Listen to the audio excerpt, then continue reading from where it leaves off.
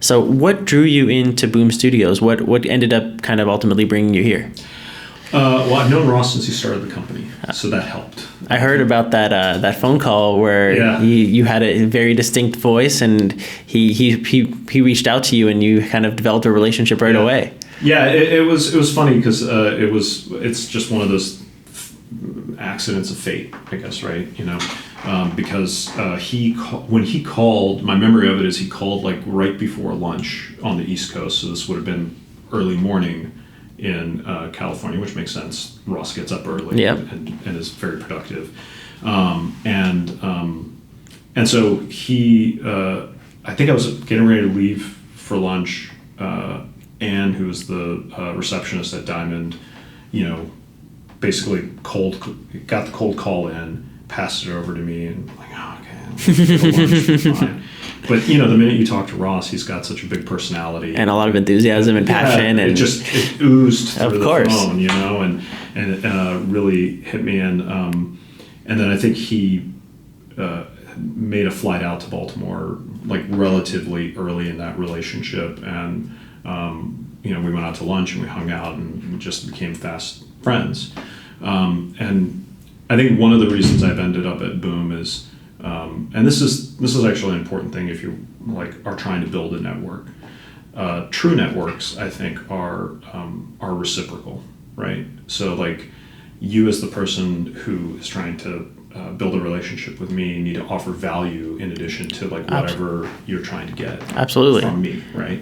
And so I remember when I left Diamond, in that purchasing role at Diamond, it's a relatively powerful position within the industry because ultimately you're the person that is a conduit for Diamond, which is the only distributor. For comic shops, and you can spotlight books, you can build, help them extend their marketing reach, and so I remember leaving Diamond and thinking okay, I'm going to be very curious to see who reaches out to me after I leave. Because who is still going to be there after the fact that I'm gone? Do anything. Yeah. In fact, I'm competition for most of these people now. Who are my real friends? Right. And the three people that called me were Larry Young from AIT Planet Lar, who's a great, very influential publisher in the early aughts. Doesn't really publish anymore, but really smart guy. Alan Payne, who's over at Dynamite right now, but used to be over at Tokyopop, is again really influential salesperson within the industry, and then Ross.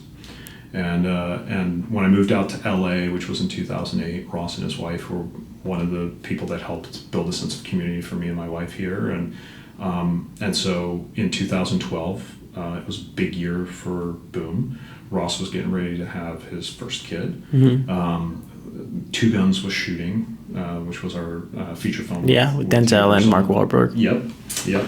And Ross called me up and asked if I wanted to come over, and it was funny. I said no 3 times. Really? Yeah, because it was funny. I had this memory of what Boom was, because when I had left Diamond in 2006, Boom was only a year and a half old, and so it was in my mind kind of frozen in amber as that small company that published 3 titles a month. And so it took Ross some time to kind of bring me up to speed and tell me about the exciting things that they were doing, about where the company was going. And there were 3 things that really put me over the top and brought me over. The first was I had a young daughter. It was about a year old at the time. We were talking about a second one. And at the time, Top Cow was small and didn't offer health insurance. And so I was like, if I can find a place that has health insurance, so that my wife isn't anchored to this job she was in to provide our health care, that would be great. 2, because I had a daughter, I was like, it'd be nice to be able to bring some comics home when she gets a little bit older. Yep. Not feel weird about having to explain what Dad does for a living. Yeah. And while I was and still very proud of the stuff that we published at Top Cow when I was there, and they continue to do really fantastic work there, it's predominantly aimed at teens and up. Yeah. And in particular, I wanted to be at a place that did some kids material so that I could share that and share my love of comics with my kids.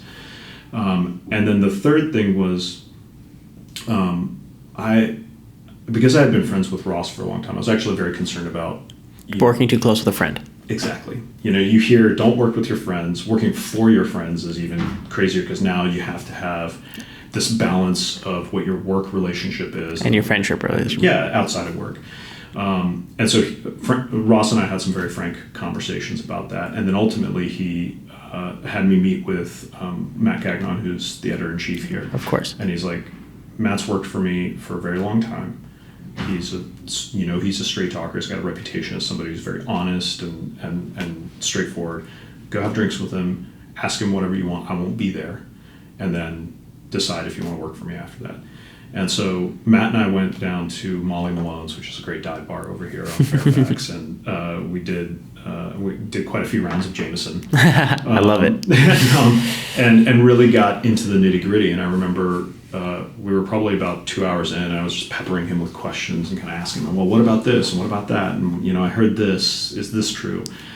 And finally, I think Matt, who has a pretty good patience, looked at me and said, look, you're a man of integrity. I'm a man of integrity. Ross is a man of integrity. Everything else will sort itself out. And he was right.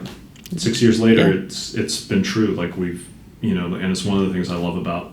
It's important if you work with good people, and everyone kind of acts in the same capacity, and you know who those people are, and you know their character, then it shines through, and that's why you've been here for such a long time. Yeah, and it's I think how we have recruited such a great team, and that's always been one of Ross's goals is what if you put together the Justice League of absolutely comic book business people. I wholeheartedly believe that. It's all about people. Any successful business is about the people in it, because those are the people that are going to be making decisions. Those are going to be people that are going to be reaching out, doing marketing, making sure. Without the people, it's interesting. Every man thinks they can do everything on their own, and we're an island. But you realize that really working with others is how you really become successful. Yeah, absolutely. And I actually think that, if you look around the industry, the companies that have kind of plateaued are the ones that have leaders and CEOs that have difficulty letting go of that control. Absolutely. And handing things over. And can't delegate.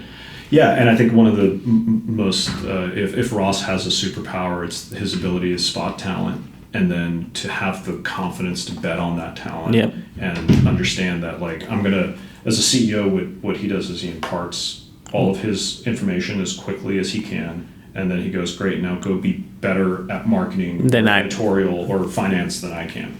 I love it. He's like, figure out all the nitty gritty and report back to me so that I can know exactly what it is and work that communication.